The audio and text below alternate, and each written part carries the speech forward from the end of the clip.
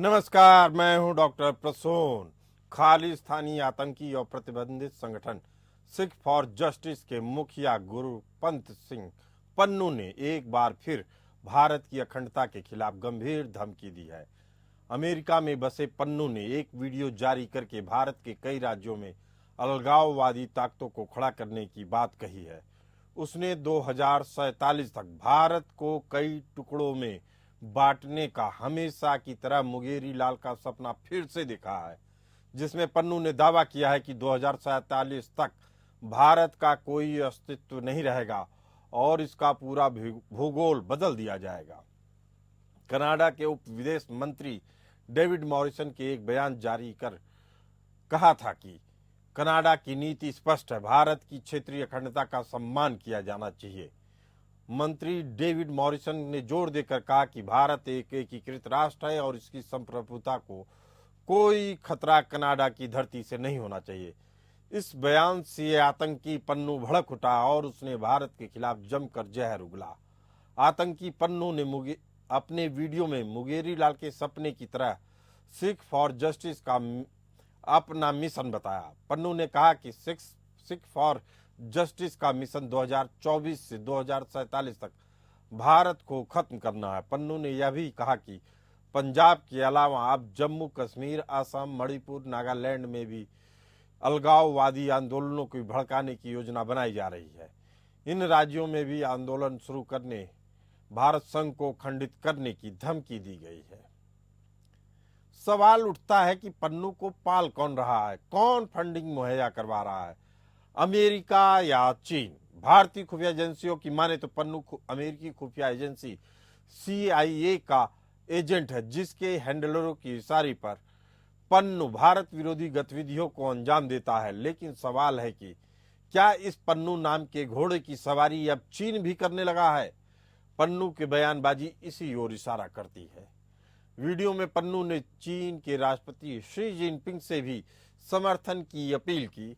पन्नू ने चीनी सेना से कहा कि अरुणाचल प्रदेश को चीन का क्षेत्र मानते हुए इसे वापस लेने का समय आ गया है। पन्नू ने दावा किया कि चीन को भारत के खिलाफ अपने हितों की रक्षा के लिए कदम उठाना चाहिए। पन्नू ने यह भी कहा कि वह और उसका संगठन सिख फॉर जस्टिस भारत के खिलाफ अपने खतरनाक एजेंडे को आगे बढ़ाते रहेंगे। वह अमेरिका और कनाडा की कानूनी सुरक्षा और संरक्षण में रहकर भारत को कमजोर बनाने की योजना बना रहा है। उसने वीडियो में एक पोस्टर के सामने बैठकर कहा, जिस पर लिखा था 2047 नॉन इंडिया, जिसका मतलब है कि 2047 तक भारत का कोई अस्तित्व नहीं रहेगा। सिख फॉर जस्टिस लंबे समय से भारत से पंजाब को अलग करना चाहता है और खालिस्तान नाम का एक स्वतंत्र राष्ट्र बनाने की मांग कर रहा है। इसके लिए सिख फॉर जस्टिस ने एक अनौपचारिक वैश्विक जनमत संग्रह की पहल भी शुरू की, जिसमें वह पंजाब को एक अलग देश बनाने के लिए समर्थन मांग रहा है। हालांकि इस जनमत संग्रह को पंजाब के अंदर कोई समर्थन नहीं मिला। साफ है कि पंजाब के लोग खालिस्तान के विचार को खारिज कर चुके हैं और अपनी जिंदगी में आगे बढ़ गए हैं। लेकिन आरोप है कि अमेरिकी CIA एजेंट पन्नू और उसके समर्थक भारत पर दबाव बनाने के लिए अमेरिकी इशारे पर इसे अंतर्राष्ट्रीय मंचों पर उछालने की कोशिश कर रहे हैं। तो सवाल उठता है कि कौन है जो भारत कनाडा के तनाव का फायदा उठाने की कोशिश कर रहा है? इस सवाल का जवाब भारत के लिए बेहद अहम है, क्योंकि भारत और कनाडा के बीच पिछले कुछ समय से रिश्तों में तनाव बना हुआ है। इसका कारण कनाडा की धरती पर खालिस्तान समर्थक गतिविधियों का बढ़ना रहा। कनाडा के प्रधानमंत्री जस्टिन ट्रूडो के समय समय पर खालिस्तानियों के प्रति नरम रुख अपनाने से भारत सरकार ने भी कड़ी नाराजगी जताई। हालांकि डेविड मॉरिसन के हालिया बयान से ऐसा लगता है कि कनाडा ने भारत की एकता अखंडता का समर्थन किया है, जिससे खालिस्तानी समर्थक गुटों में हलचल मच गई है। गुरपतवंत सिंह पन्नू की धमकियों के बावजूद एक बात तो साफ है कि वह लगातार सिर्फ चर्चा में बने रहने के लिए इस तरह की बड़ी बड़ी बातें करता है। उसकी तरफ से इस तरह की धमकियां पहले भी आती रही हैं। हालांकि दिल्ली में वह पोस्टरबाजी करवाने जैसी हरकतों को अंजाम दे चुका है। भारतीय सुरक्षा एजेंसियां पहले से ही पन्नू और उसके संगठन की गतिविधियों पर नजर रखे हुए हैं और उसकी गतिविधियों को और उसकी धमकियों को भी भारतीय एजेंसियां गंभीरता से ले रही हैं। इसी मुद्दे पर चर्चा करने के लिए हमारे साथ मौजूद हैं रिटायर्ड कर्नल दिनेश शर्मा, रक्षा विशेषज्ञ, और हरिमोहन कौशिक जी, जो विदेशी मामलों के जानकार हैं। आप दोनों का बहुत बहुत स्वागत है। हरिमोहन कौशिक जी, पन्नू को पाल कौन रहा है? क्या पन्नू जैसे घोड़े पे अब चीन भी सवारी करना शुरू कर दिया है? सर, मैं सबसे पहले तो ये कहना चाहूंगा कि कसाई के मारने से बामण की गाय नहीं मरती, हमारे गांव में कहावत है। अगर पन्नू जितना भी ये हरकतें करता रहे या शोर मचाता रहे, ये तब तक पॉसिबल नहीं होगा जब तक भारत के अंदर बैठे हुए कुछ लोग जो है उस पन्नू का साथ नहीं देंगे। और मेरा दुख इसी चीज का है कि भारत में बैठे हुए लोग जो हैं वो इस तरीके की हरकतें कर रहे हैं। खैर, कुछ ऐसे हैं जो भारत में बैठे हुए हैं, कुछ ऐसे हैं जो भारत के अंदर भारत की तरक्की को देख के दुनिया के दूसरे देश जल रही हैं। कुछ कंपनियां हैं जो कि भारत को लूटना चाहती हैं, शेयर मार्केट को लूटना चाहती हैं। इस समय की जो सरकार है वो उनको सपोर्ट नहीं कर रही या उनके कहे अनुसार नहीं कर रही। लेकिन और इसी का एक मोहरा पन्नू। अब सवाल ये है कि क्या पन्नू के सामने चाइना आएगा या चाइना उसका शिकार होगा? देखिए सर, चाइना का अपना एक नैरेटिव शुरू दिन से बहुत लंबे टाइम से चल रहा है। हाँ, 2008 में जिन्होंने उसके साथ एमओयू साइन किया था वो आज के दिन अमेरिका की कोर्ट में जाके बैठ गए हैं। और जो पॉलिसी किसी टाइम पर बैंकॉक से चल रही होती थी या थाईलैंड से चल रही होती थी, वो पॉलिसी आज के दिन थाईलैंड बैंकॉक की जगह हार्वर्ड या कैम्ब्रिज यूनिवर्सिटी से चल रही है और अमेरिका से चल रही है। इस वजह से क्या है कि पन्नू जो है वो अच्छा, और एक चीज और, क्योंकि अमेरिका को के अंदर जो है अमेरिका को इंडिया के खिलाफ एक अल्टरनेट मिल गया है, तो पन्नू की वो रेलेवेंस बची नहीं है। और पन्नू इस टाइम पर ट्रूडो गवर्नमेंट जो कि कनाडा में है उसके लिए सरदर्द बन चुका है, क्योंकि जगमीत सिंह की जो पार्टी डेवलपमेंट पार्टी समथिंग है वो कहीं ना कहीं ट्रूडो से हट चुकी है। तो ट्रूडो को अब कहीं ना कहीं खालिस्तान के सरकार मतलब अपनी सरकार बनाए रखने के लिए खालिस्तान की जरूरत नहीं है।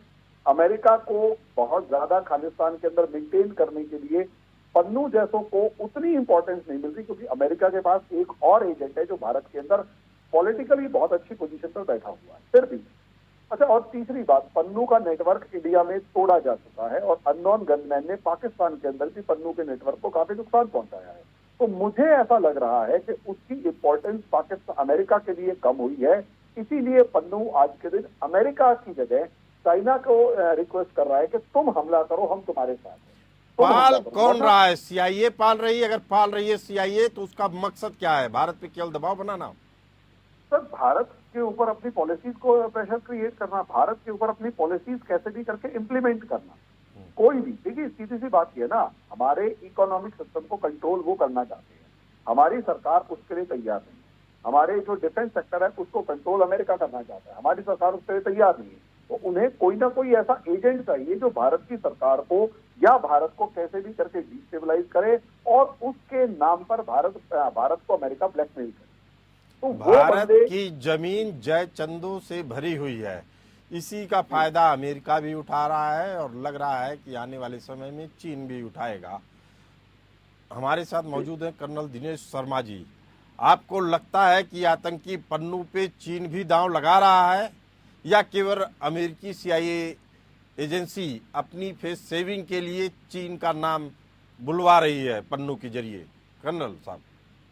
डॉक्टर साहब, इससे पहले आपने पूरा डिटेल के अंदर बता दिया है। मैं इस बात को इस तरह से मानता हूं कि हर जो आपके देश के दुश्मन होते हैं, फॉर एग्जांपल चाइना या पाकिस्तान, और कुछ हद तक दुश्मन तो नहीं मैं कहूंगा, कुछ कंट्रीज के अपने वेस्टेड इंटरेस्ट होते हैं जिनके चलते हुए वो इस प्रकार के लोगों को पालते हैं, अपने देश में शर्म देते हैं और उनको उत्साहित करते हैं कि वो इस प्रकार की हरकतें करें, दूसरे देश के अंदरूनी मामलों के अंदर हस्तक्षेप करें। अब ये बात जो है क्या कहते हैं कनाडा के साथ था, कनाडा के साथ हमारे बीच में कुछ संबंध खराब हो गए थे, लेकिन अल्टीमेटली कनाडा ने भी ये रियलाइज किया कि भारत से शिक्षा के क्षेत्र के अंदर तकरीबन हर साल जो है उनके 68,000 करोड़ के आसपास जो है उनको पैसा जो है, ये जो हमारे बच्चे जाते हैं वहां पढ़ने के लिए, उनके द्वारा इनको मिल जाता है।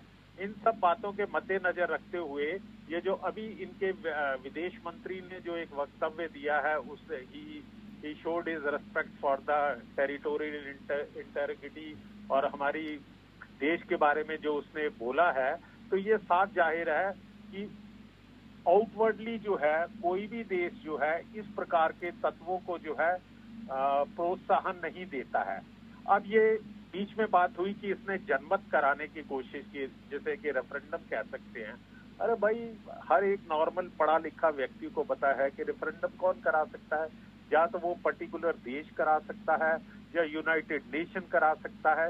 ये इंडिविजुअल, इनकी क्या हैसियत है कि ये पंजाब के अंदर रेफरेंडम करवाएं और उसको एक अलग राष्ट्र बनाने की कोशिश करें। तो ऐसे तत्वों को, कर्नल साहब आपका एक्सपीरियंस रहा है, ऐसे तत्वों को न्यूट्रलाइज कैसे किया जाए जबकि अमेरिका का इतना भारी दबाव है? क्या अमेरिका का दबाव भारत बर्दाश्त करने की मूड में है? क्योंकि इजराइल ने तो इनकार कर दिया। इजराइल वही काम करता है जो उसको पसंद होता है, जो उसके देश के हित में होता है। अमेरिकी दबाव को मानने से इनकार कर दिया। क्या यह विकल्प भारत के पास भी है, कर्नल दिनेश शर्मा जी? डॉक्टर साहब, हम एक इंडिपेंडेंट कंट्री हैं और दूसरा जो है हम लॉ अबाइडिंग कंट्री हैं, डेमोक्रेसी है। हम किसी के प्रेशर में नहीं आते। ये हमने पिछले कुछ वर्षों में पूरे वर्ल्ड को बता दिया है। और हमें इन प्रकार की स्टेटमेंटें, जो छोटी सी ऑर्गेनाइजेशन है जब जिसको कि भारत ने बैन कर दिया हुआ है, उसका एक नेता जो है वो इस प्रकार की बात करता है। पहले तो कोई इसके अंदर किसी प्रकार का तथ्य है क्या? 2045 तक क्या ये देश खत्म हो सकता है? इस देश की जड़ें इतनी मजबूत हैं, इस देश के लोग इतने मजबूत हैं, वो किसी भी प्रकार का जो है अलगाववाद को बर्दाश्त नहीं करेंगे। लेकिन हरिमोहन कौशिक जी ने कहा कि जय चंदों से सतर्क रहना है। जो अमेरिका में शरण लिए हुए है, CIA का एजेंट बना हुआ है, अब वहां से भी उसको ऑक्सीजन नहीं मिल रही है, तो वह चीन के चक्कर में पड़ा हुआ है। लेकिन उसको न्यूट्रलाइज कैसे किया जाए, उसके जैसे जयचंदों को कैसे निपटा जाए, इसके लिए चर्चा में हमारे साथ मौजूद हैं कर्नल दिनेश शर्मा और हरिमोहन कौशिक जी। हरिमोहन कौशिक जी, कनाडा अब पीछा छुड़ा रहा है पन्नू से, लेकिन क्या ऐसी मजबूरी अमेरिका के सामने है कि पन्नू जैसे लोगों को पालना पड़े? सर, ये मजबूरी नहीं है, ये नीति है। माफ कीजिएगा, मैं मजबूरी से सहमत नहीं हूँ। मैं कह रहा हूँ नीति है। नंबर 1 बने रहने के लिए 2 स्ट्रेटेजी पाक अमेरिका अपनाता है। एक, अपने अंदर किसी को किसी तरीके का कोई इंटरफेरेंस करने नहीं देता। 2, सामने वाले के काम में इतना इंटरफियर करे रखेगा, सामने वाले को इतनी प्रॉब्लम्स में उलझाए रखेगा कि सामने वाला कभी सोच ही नहीं पाए कि इंडिया के अमेरिका के बराबर कुछ कर पाए। वो सिर्फ पन्नू नहीं है। अगर आप कोई सी भी पॉलिसी उठाकर देखेंगे, अमेरिका हमेशा सामने वाले की पॉलिसी में सामने वाली कंट्री की पॉलिसी, किसी भी कंट्री के इंटरनल मैटर से इंटरफियर करे रखता है। चाहे रिलीजियस इश्यूज हो गए, चाहे पॉलिटिकल इश्यूज हो गए, चाहे डेमोक्रेसी के नाम पर हो गया, चाहे लॉ के नाम पर, किसी भी नाम पर वो इंटरफियर किए रखता है। पन्नू उसका एक पार्ट है और अमेरिका की कोई मजबूरी नहीं है भारत को डिस्टेबलाइज करना। भारत के पड़ोस में, अब ये देखिए, खालिस्तान को क्रिएट करने के पीछे का लॉजिक क्या है। खालिस्तान के फेजेस को अगर हम उठाकर देखते हैं तो एक तरफ सबसे पहले तो सिखों को सिख धर्म से अलग किया, उसके बाद उनके धर्म को बदला, उनकी रिलीजियस बुक्स को बदला और आज के दिन वहां पर एक वैक्यूम क्रिएट करके बड़ी तेजी के साथ कन्वर्जन करवा के क्रिश्चियंस बनाए जा रहे हैं। और वो जो क्रिश्चियंस हैं, कैन यू इमेजिन, इंडिया के नॉर्दर्न बॉर्डर के ऊपर, नॉर्थर्न बॉर्डर पर एक क्रिश्चियन स्टेट अवेलेबल है और थोड़े दिन के बाद, जैसे बांग्लादेश के अंदर शेख हसीना कहती हैं कि बांग्लादेश के बॉर्डर पे क्रिश्चियन स्टेट बनाने की तैयारी है और मणिपुर के अंदर कुकी जो रिबेल्स हैं वो क्रिश्चियन स्टेट की बात कर रही हैं या क्रिश्चियन जो है वो रिबेलियन क्रिएट करने की कोशिश कर रही हैं। म्यांमार के अंदर क्रिश्चियन स्टेट बनाने की तैयारी चल रही है। एग्जैक्टली इसी तरीके से इमेजिन करके देखिए, भारत में अभी सरकारें मजबूत हैं। आज से 20-30 साल, 50 साल के बाद जब भी भारत में कोई कमजोर सरकार होगी और क्रिश्चियन मेजॉरिटी स्टेट पंजाब होगा, तो आज सिख मेजॉरिटी है, तो इमेजिन करके देखिए वहां पर किस लेवल का प्लान किया जा सकेगा। मैं इस चीज की तरफ आपका हरिमोहन कौशिक जी, जी। अगर आपकी बात मान ली जाए तो ये तो बेहद संजीदा विषय है और इससे कैसे निपटा जाना चाहिए, आपका क्या विचार है हरिमोहन कौशिक जी? सर, जिस तरीके से 50 साल की पॉलिसी अमेरिका ने बना रखी है कि 50 साल में इंडिया के कोने पे एक मतलब इंडिया के बॉर्डर पे एक ऐसा स्टेट डेवलप किया जा सके, तो उसका काउंटर नैरेटिव भी उसी 50 साल से पहले का यानी आपको 20 साल का बनाना पड़ेगा। सबसे पहले कन्वर्जन को कैसे भी करके कंट्रोल करना पड़ेगा कि इतना बड़ा फाइनेंस कैसे हो रहा है और वो बलिंदर या पास्टर जो भी नाम है उसका, वो किस तरीके से इतने बड़े लेवल पर कन्वर्जन करवा रहा है।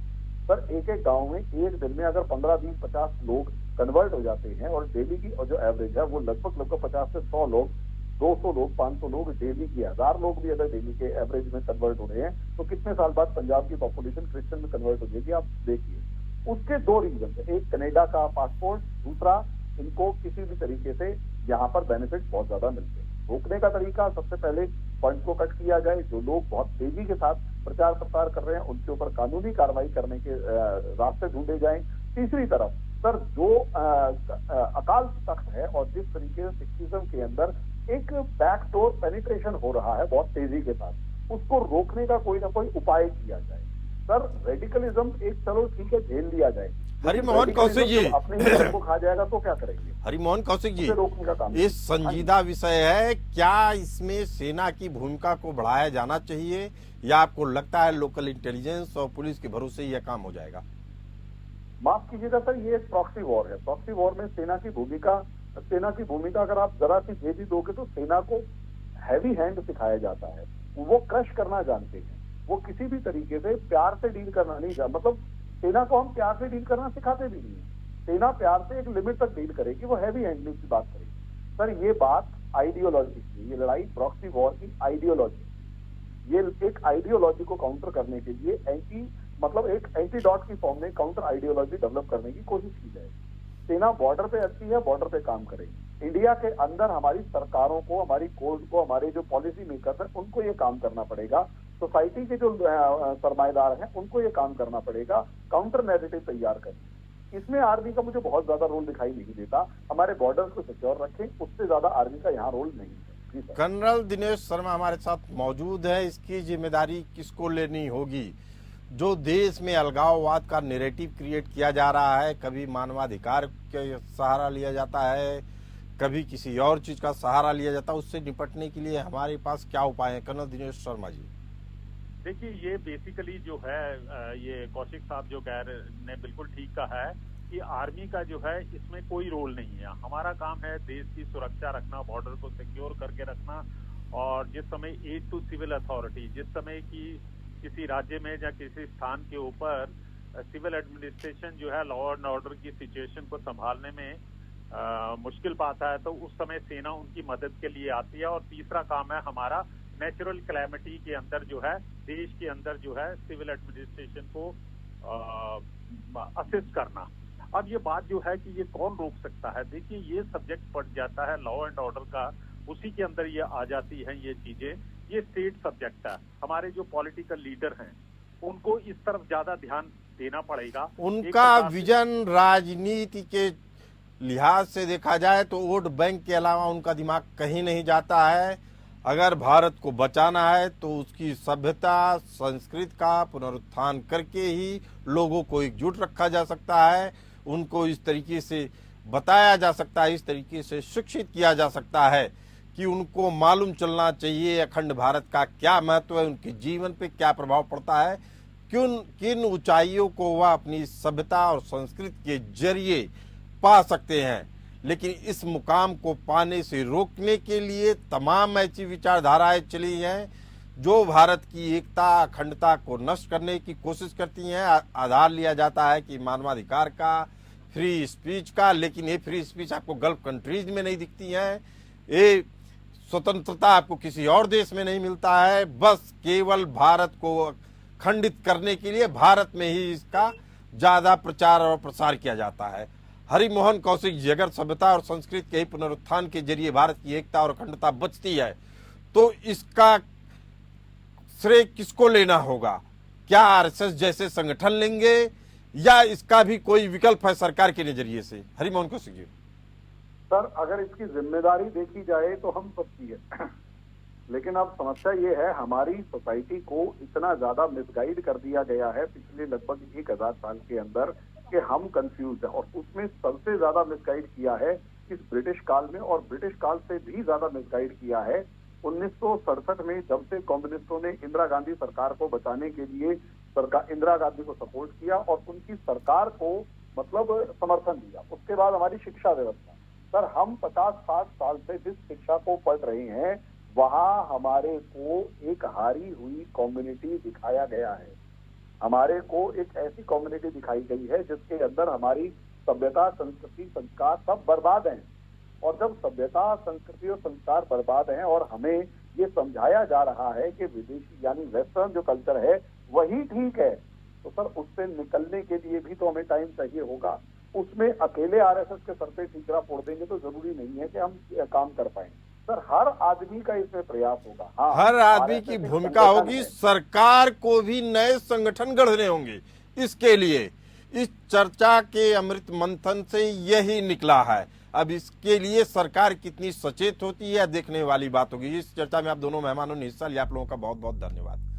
फिलहाल इस चर्चा में इतना ही, हमें दीजिए इजाजत। चलते रहिए एपीएन न्यूज के साथ।